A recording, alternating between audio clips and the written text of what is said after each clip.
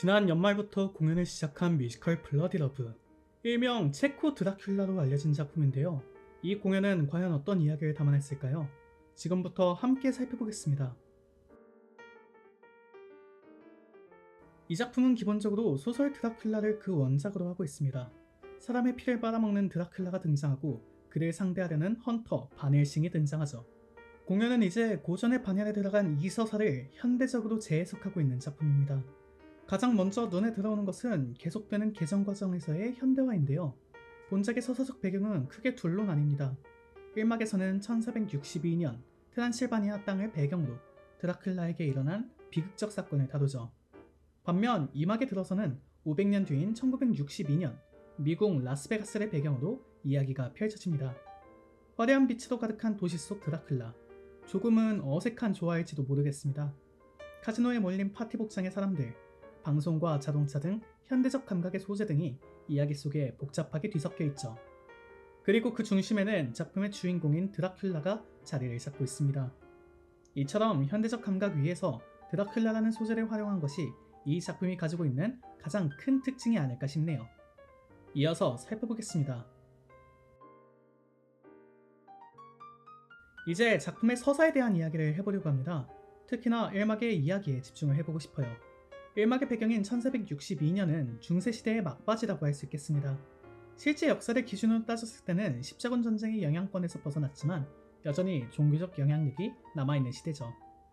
아무튼 이 어둠의 시대에서 백성들을 수호하는 군주 드라큘라는 거짓된 명분으로 가득한 종교 전쟁을 위해 백성들을 잃는 희생양이 되기를 거부합니다.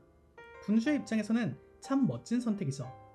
그런데 그의 선택에 교황청의 반헬싱 대주교는 십자군을 이끌고 트란실바니아 땅을 짓밟기 시작합니다. 창과 칼로 백성들을 몰살하고 드라큘라가 사랑하는 아내 아드리아나를 납치하며 끝내 죽이기에 이르죠. 종교라는 권위 아래 희생당한 백성들 앞에서 드라큘라는 악귀의 운명을 받아들이게 됩니다. 핏줄을 타고 내려온 피의 저주, 즉 흡혈귀가 되는 운명을 받아들인 것인데요. 이 시점부터 그는 신과 종교의 이름을 거부하게 됩니다. 여기까지는 충분히 지금까지 봐온 드라큘라 서사와 유사하다고 생각해요. 그런데 이막에 접어들었을 때 드러나는 드라큘라의 모습은 사륙을 피하고 오래전 세상을 떠난 그녀 아드리아나에 대한 사랑만을 쫓는 순애보의 모습입니다. 이 시점에서 본 작품에 큰 아이러니가 발생하는데요. 이막에서 그를 추격하는 뱀파이어 헌터 반 헬싱의 문제죠. 그는 일전에 트란실바니아에 짓밟은 반 헬싱 가문의 후예입니다. 그런데 반 헬싱이 이막에서 행하는 일들은 과거의 조상과 마찬가지로 비윤리성의 연속입니다. 아드리아나가 환생한 여인 엘로이즈의 부모를 살해하고 그 범인이 드라큘라인 것처럼 꾸며 꾸준하게 가스라이팅을 진행한 인물이거든요. 작품이 종교라는 전통적 권위를 무너뜨리다 못해 무참히 짓밟았다는 인상이 남았습니다. 그리고 그 자리 위에 시대가 흘러도 변하지 않는 가치, 즉 사랑이라는 인류 보편적 가치를 제시하고 있죠. 제법 흥미로운 접근 방식이긴 했습니다. 사악한 반 헬싱과 순수한 피해자 드라큘라, 제법 잘 어울리는 어색함이네요. 그럼 이어서 살펴볼까요? 지금부터는 본격적으로 조금 아쉬웠던 지점을 얘기해야 할 것 같습니다. 본 공연이 가지고 있는 큰 한계점 중 하나는 캐릭터들이 지나치게 평면적이라는 것입니다. 먼저 드라큘라라는 인물을 살펴보고 가면 이해하기 좋을 것 같아요. 그에게도 나름의 드라마는 있습니다. 백성을 사랑하는 군주이자 아내를 사랑하는 남편이죠. 즉 드라큘라의 캐릭터성은 사랑이라는 키워드로 요약됩니다. 때문에 십자군의 침공에 분노한 그가 급격하게 흑화하여 사람의 피를 먹는 운명을 받아들이게 된 것이죠. 그런데 이 변화가 이막에서는 크게 적용되지 않아요. 영생의 삶을 살게 되었고 나름의 능력은 얻었지만 중요한 알맹이가 그대로인 상태랄까요? 사랑하는 백성과 아내를 잃은 채로 그저 과거의 망령만을 쫓고 있는 모습입니다. 신에 대한 분노를 표출했던 것이 무색하게 사실상 운둔한 상태로 무의미한 삶을 살아갈 뿐이죠. 마침내 환생한 엘로이즈에게 사랑을 표현하지만 그것이 크게 와닿는지는 모르겠습니다. 결국 그가 사랑하는 본질은 전생의 운명이었던 아드리아나 한 사람이기 때문이죠. 순애보처럼 다가올 수도 있으나 한계점이 명확하다는 것이 아이러니하게 다가옵니다. 결국 본 작품의 드라큘라는 처음부터 끝까지 무척이나 평면적인 인물이라고 볼 수 있겠네요. 그러면 그의 전통적 반동인물이라고 볼 수 있는 반 헬싱의 경우는 어떨까요? 우선 1막과 2막의 반 헬싱은 다른 인물입니다. 중세시대의 대주교와 현대 뱀파이어 사냥꾼으로 나뉘죠. 그런데 이들의 캐릭터성은 지나칠 정도로 유사합니다. 그저 비윤리적이고 악한 인물에 불과해요. 종교적 특성을 가지고 있음에도 악을 처단한다라는 당위성을 완벽하게 상실했기 때문입니다. 결국 반 헬싱은 위협적이지만 매력적이지 못한 그저 그런 빌런의 위치에서 머물고 있습니다. 시대와 삶을 초월했음에도 입체적이지 못해서 필연적인 한계점을 만들어내고 있죠.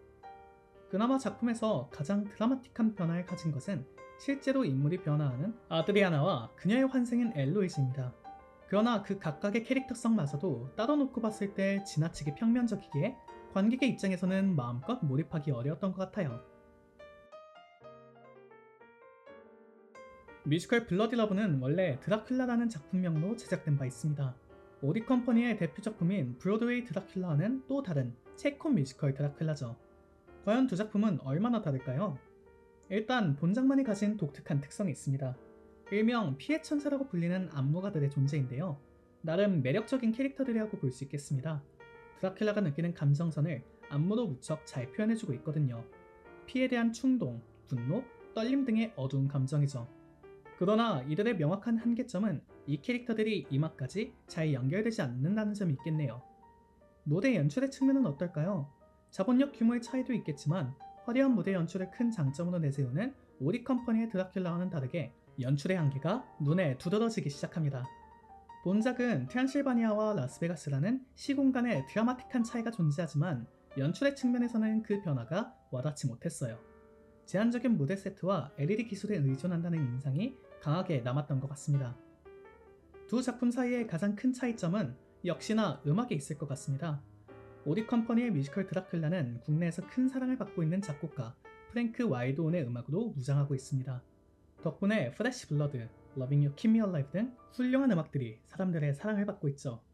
그러나 이 작품 블러디 러브의 넘버가 크게 매력적으로 다가왔는지는 잘 모르겠습니다. 반복적으로 리프레시되는 드라큘라의 세레나데가 이막이 끝날 쯤 되면 지루하게 느껴졌거든요. 아드리아나라는 일관된 가사가 와닿지 않는 것입니다. 다른 넘버에 있어서도 크게 기억에 남는 음악이 없었어요. 이 점은 뮤지컬이라는 장르적 특성을 살폈을 때 너무나 명확한 한계점으로 남게 된 것 같네요. 자본력의 한계로 인해 무대 연출이 아쉽다고 하더라도 안무적 차이점을 비롯해 좋은 음악이 있었다면 제법 기억에 남는 뮤지컬 작품이 되었을 것 같다는 의견입니다. 그러나 서사와 음악이라는 거대한 축이 결국에는 온전하지 못했기 때문에 그 한계가 고스란히 드러났던 것 같습니다. 사실 브로드웨이 드라큘라도 서사가 완벽한 작품은 아니기에 하다못해 프랭크 와일드온의 음악 마니아도 있었다면 이 작품에 대한 평가가 다르지 않았을까 하는 작은 아쉬움이 남게 되는 것 같네요. 요약하자면 뮤지컬 블러디 러브는 드라큘라라는 고전이 된 작품의 소재를 가지고 현대적으로 접근한 작품입니다. 안무와 현대적 변환점 등 나름대로 매력적인 포인트가 있으나 서사와 음악 등 측면에서는 크게 아쉬움이 남았네요. 뮤지컬 블러디 러브에 대한 제 평점은 5점입니다. 조금은 거친 표현일 수 있으나 드라큘라라는 작품의 원 제목을 잃어버린 이유가 여실히 드러났다고 생각합니다. 2014년 이후 서사에 변화를 주고 넘버와 연출, 캐스팅 등에 있어 꾸준하게 신경을 썼던 브로드웨이 드라큘라와 다르게 큰 매력이 남지 못했다고 생각해요. 국내에서는 무려 1998년에 초연을 했던 어찌 보면 원조라고 할 수 있는 작품이라는 점을 생각하면 더욱 아쉬움이 크게 남을 따름이네요. 드라큘라라는 이름을 잃어버린 이유 라는 한 줄 평 또한 함께 남겨보고 싶습니다. 그나마 긍정적으로 생각할 수 있는 지점은 이번 작품이 2019년 공연 이후로 처음 개정된 버전이었다는 것이 있겠습니다. 어쩌면 이후에 본 공연이 연출과 서사적 측면에 있어서 긍정적인 방향의 수정을 이어간다면 블러디 러브라는 이름 자체로도 충분히 매력적인 뮤지컬 작품의 위치에서 안정적으로 자리 잡을 수 있지 않을까 싶네요. 오늘의 리뷰는 여기서 마치고 다시 찾아오겠습니다. 시청해주셔서 감사합니다.